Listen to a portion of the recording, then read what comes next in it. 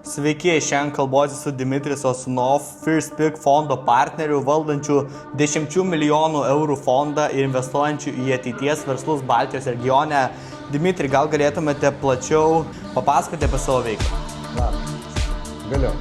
Tai mano karjera prasidėjo 22 metų, dar universitete įsikūriau savo pirmą kompaniją, tapau direktorium, verslininku, aišku, neturėjau iš ko daug mokytis, tai buvo sunkus kelias iki 1 milijono, bet buvo padarytas tas žingsnis, ta kompanija pardavė paskui kitai konsultacijų kompanijai, Civita, ir dirbant tenais kilo mintis, kad noriu ne tik konsultuoti žmonės, organizacijas, bet noriu būti investuotoju, noriu investuoti į startupus, patinka technologijos ir taip prieš 7 metus atėjau rizikos kapitalą ir nuo to laiko esu investuotojas. Dimitri, kelerių pasiekėt savo 1 milijoną?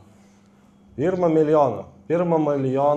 milijoną pajamų turbūt pasiekiau prieš gerus 10 metų, jo.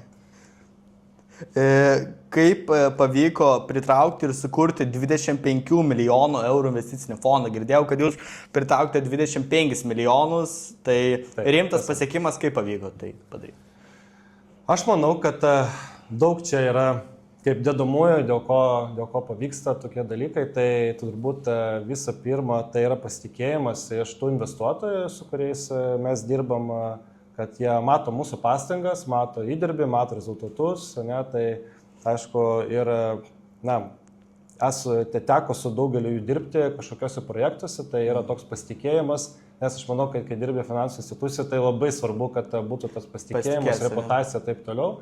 Ir aišku, tai yra, manau, puikus rezultatas, ką mes sukūrėm su First Pick visų pirma. Tai mes nuo nulio startavom 21 metais ir sukūrėm puikų brandą, sukūrėm turbūt labai gerą platformą, kuri yra startupui, kurie labai vertinga ir kuri neša daug vertės. Ko reikia žmogui, kad jam būtų galima patikėti milijoninę investiciją? Geras klausimas. Geras klausimas. Turbūt kaip ankstyvosios stadijos investuotojas mes iš tikrųjų nebijom patikėti net jauniems žmonėms tų pinigų, bet aišku, turbūt norisi, kad tie pinigai būtų skirti didelį vizijai. Tai turbūt nenorėčiau patikėti žmogui be vizijos didelės, be didelės svajonės, be didelės ambicijos. Reikia įrodyti tikslų, ne? Jo, aš manau, kad aišku, kad du dalykai, dėl ko duodama pinigus, ne? Dėl to, kad turi žiauriai crazy viziją, ne? Didžiulę tokią, ta prasme, tiesiog įtikina. Tiesiog matai, kokio dydžio čia yra galimybė, kitas dalykas tu rodai rezultatus, ne, kas labai paprastas, sakai, aš uždirbau savo klientam daug pinigų, ne, ta prasme, arba organizacijai, ir tada, aišku, kad irgi tai yra tam tikras patikimumo garantas, kad tas verslas sekasi. Dimitri, kas dažniausiai nulėmė, ar startupas gauna investiciją ar jos negauna? Yra keli kriterijai, kaip mes sprendžiam, tai yra komanda, ne, tai kas daro tą startupą, ne, kas yra per žmonės, kurie susipažino, kokių jų savybės, ne, ar jie gali dirbti kartu, ar jie tikrai nori čia daryti ne lifestyle, nori daryti kažkokį rimtą dalyką. Aišku, produktas, koks jo, ta prasme, techninis išpildymas, kokią problemą jis sprendžia, yra rinka, kokio dydžio jinai, ar tai yra produktas skirtos Lietuvai, sakykime, ar Europai, ar sakykime, yra kažkokia globali rinka, tai turbūt tas yra svarbu, kada tai yra daroma. Tai mes vertinam kriteriją, kaip tie įkūrėjai, founderiai, mes juos vadinam, ar jie supranta apie tą biznį, ką jie ten daro, ar nori kartu daryti ir mokytis, bendras supratimas. Ar yra market opportunity, ne, ar yra produktas geras, ar geras laikas, bet jeigu man reikėtų vieną kriterijų pasirinkti, aš sakyčiau, aišku, kad komanda. Nes mes čia yra žmonių verslas ir mes duodam pinigus žmonėm ir jeigu geri žmonės, net jeigu jie yra aklavietėje, jie tikrai suranda būdą ar perlipti ir apsisukti, nueiti kitų kelių, tai šitam biznesui svarbu žmonės. Kas verslė svarbiau, pinigai ar žmonės? Žmonės, ne? Žmonės, yes. Žmonės traukia pinigus, kai kurie žmonės traukia pinigus, kai žmonės netraukia pinigų, Tai aš sakyčiau, šito vietoje pinigai ateina tada, kai yra tinkami žmonės, tikrai puikus startuoliai, kurie jie tiesiog tus pinigai ateina. Pinigų yra. Pinigai nėra niekada. Visada surasi, ne?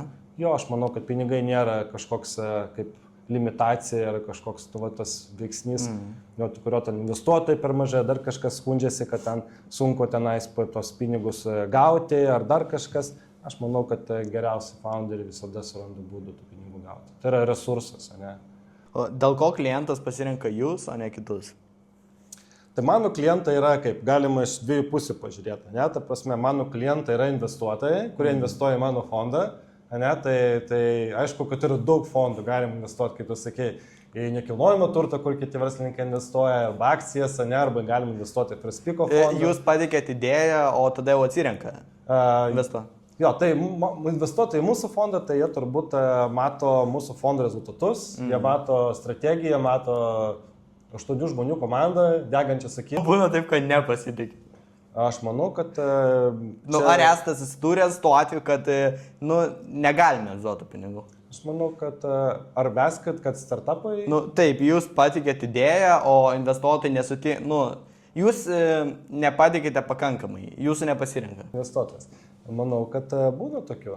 Aš manau, kad labai skirtingi prioritetai kaip visų žmonių. Vieniems patinka nekilnojamas turtas, patinka saugumas didesnis, garantijos, kitiems patinka rizikingumas. Aš sakyčiau, startupai yra turbūt labai rizikinga turto klasė, nes gali pasikeisti ir ta rinka ir taip toliau. Tai aišku, kad turbūt pagal rizikos apetitą, pagal fokusą vieniems patinka AI, ir patinka software, kitiems patinka gynybos tema, kitiems patinka bioteko tema, tai kiekvienas turbūt investuotojas sprendžia ir aišku, kad mes norime turėti tos investuotojus, su kuriais mums irgi pakeliu savotiškai, ta prasme, ne tiesiog gauti tus pinigus. Nes tai yra irgi partnerystė, mūsų fondų ciklas 8 metai, tai norisi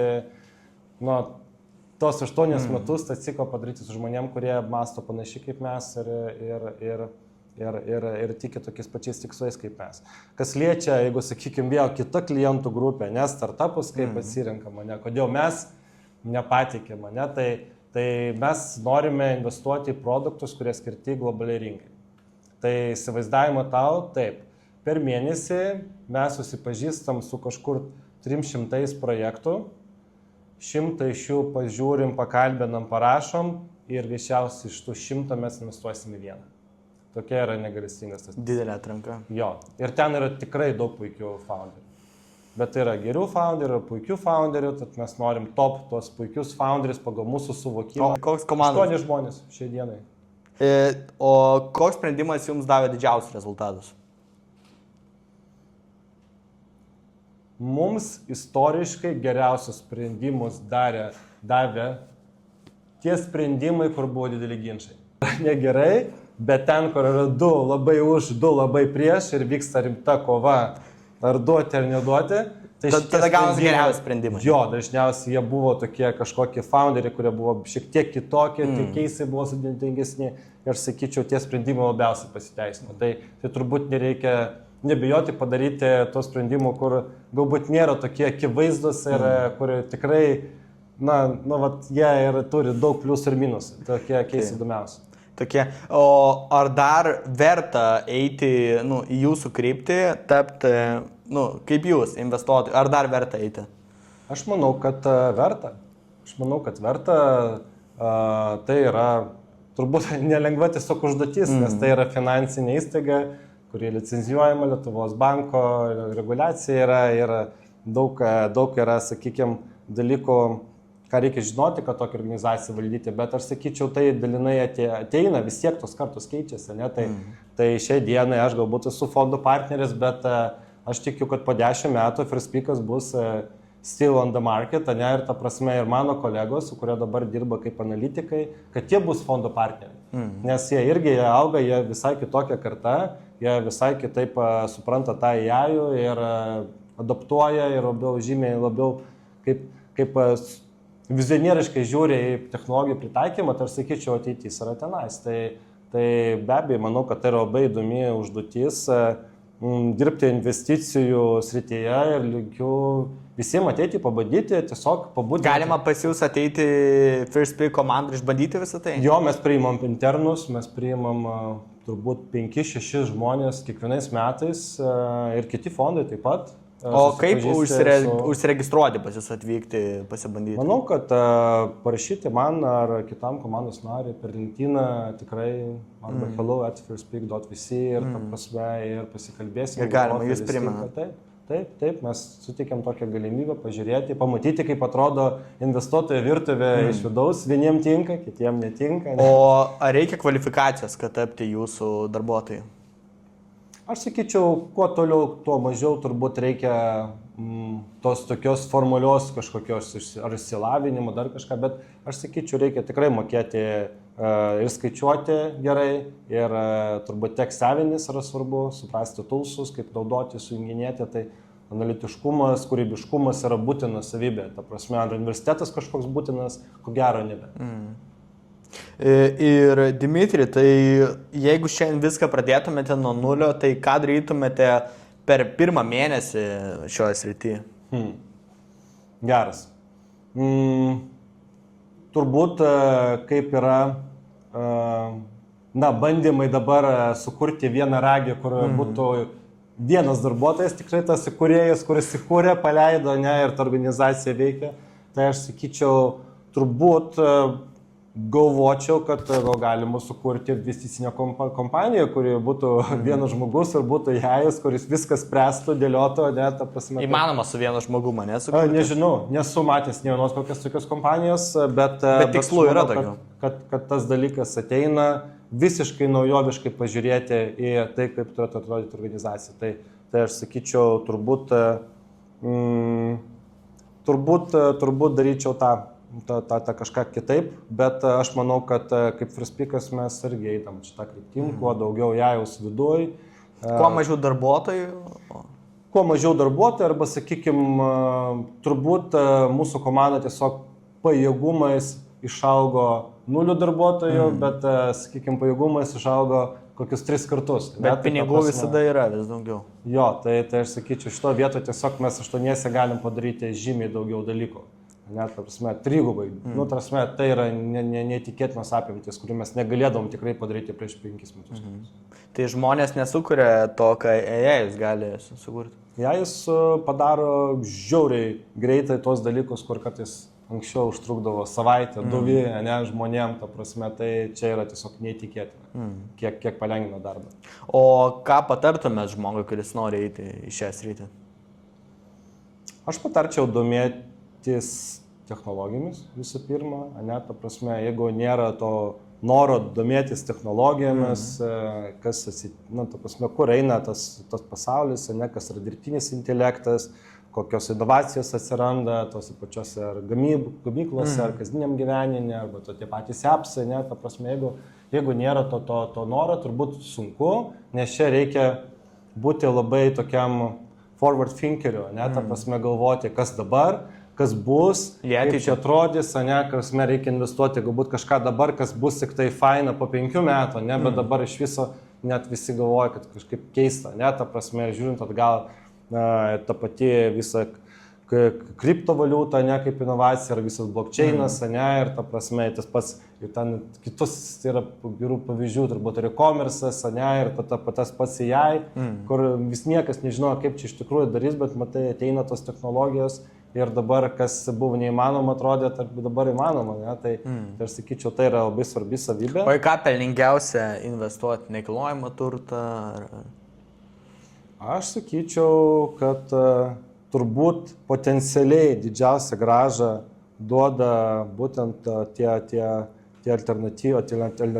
alternatyvios rinkos, tai rizikos kapitalas, kur mes esame, ne startupai. Na, tikrai yra pavyzdžių ir mūsų yra investuotojų, ir mūsų portfelį ten, kur kompanijos vertė užauga 10x per metus, tai yra 1000%, ne, prieaugis, ne, bet gali būti 0. Ne, tai sakyčiau, čia yra pagal rizikos apetitą. Jeigu tinka 0, tai turbūt verta investuoti startuolius ir tai yra geras dalykas, bet aišku, ten yra sunkiai prieinama. Tai ir nekilnojamas turtas, nu, vis vėlgi reikia daug didelės investicijos, ne, bet nekilnojamo turto grąža turbūt bus ženkliai mažesnė, turbūt link 10-20%. Mažiau uždirbsit. Jo, tai tiesiog, bet galbūt nebūtinai blogai, ne, ta prasme, visiems skirtingai. Aš sakyčiau, turbūt bendras patarimas, na, jaunimui, ne, ta prasme, aš rodysim šitą dalyką, ne, tai tiesiog investuoti, ne, tarsi negalvoti apie tai, kad reikia sukaupti kažkokią ženklę pinigų sumą, tada pradėti. Tiesiog dėti kažkur pinigus. Jo, yra tikrai puikių ten tų appsų, sistemų, paskolinių produktų, akcijų rinkų, ta prasme tiesiog turėti drausmę sudėti po 10 eurų kas mėnesį, nežinau, per savaitę tiesiog kažkur. Ir tada, kai pinigai dirba, pradėjo žiūrėti, kiek ten priauga, pradėjo domėtis, o ne, tai kaip čia kodėl priauga, ir tada visas tas užsikuria. Sakykime, tai mums to kažkada nepasakoja, tai aš taip pat išsiugdžiau pats turbūt dar universitete nestudijavau tą ekonomiką, bet daugelis iki šiol neišsiugdžiau. O jūs studijavot? Jo, aš studijavau ir bakalaurą, ir magistrą, aš baigiau Vilniaus universiteto ekonomikos fakultetą. O dar šiaip verta ar verta studijuoti dabar? Aš sakyčiau verta. Aš sakyčiau verta. Turbūt... Ar geriau iš karto pasinerti į veiklą, nestudijavus? Aš sakyčiau verta. Aš taip, čia sudėtingas klausimas, ne, kokios žinios yra reikalingos, turbūt ir tos žinių kaip gavimas ten universitetuose turėtų šiek tiek keistis, ne, turėtų labiau praktinės, turėtų suprasti, kad daug dalykų yra jai, kur gali padaryti, kad žmogui nebūtinai reikia ten išmokti taip toliau, bet koncepciškai, analitiškai mąstyti, manau, išmoko būtent tos mokslo įstaigose, ne, tai kur tu gausi bendruomenę? Ne, nu, pirma bendruomenė gal tavo kieme, ne, ta prasme, bet tokia bendruomenė, kuri mąstytų panašiai kaip tu, ne, ta prasme, domėtųsi verslu, arba domėtųsi technologijom, domėtųsi biotechnologijom ir medicina, turbūt yra, na, turbūt kažkokia mokslo įstaiga, ne, kuri suburia, tai su draugų rato po 10 metų atsiranda žiauriai daug sėkmingų verslininkų, ne, su kuriais va tavo ratas, o dabar 38 metai mano, ne, tai va, 38 metai, ne, tai ta prasme, tai yra daug žmonių, kurie yra ir kažkur ministerijos dirba, ir kažkokį super verslą turi, ne, investuoja į startupus, daro startupą, ne, būtent iš tos bendruomenės, ne, jeigu jos nebūčiau turėjęs, na, turbūt būtų biški sunkiau, ne, tai reikėtų savo kurti. Plus, aš manau, kad yra puikių dalykų kaip fizika, ne, chemija, biotechnologijos, biologija, ne, ten kur visą laiką, na, pačiam self-made nebus, prasme, greičiausiai reikės kažkokios mokslo bazės. Bet jūsų srity įmanoma self-made nestudijavus? Aš manau, kad yra tų žmonių, prasme, tai yra tikrai daug žmonių. Bet aš rytoj užsinoriu pradėti, ką man reikia daryti? Turbūt ateit pasimokyti, kad žmonių tai daro. Dėkui, Dimitri, kad sutikote filmuotis, man tikrai naudingi jūsų patarimai. Dėkui.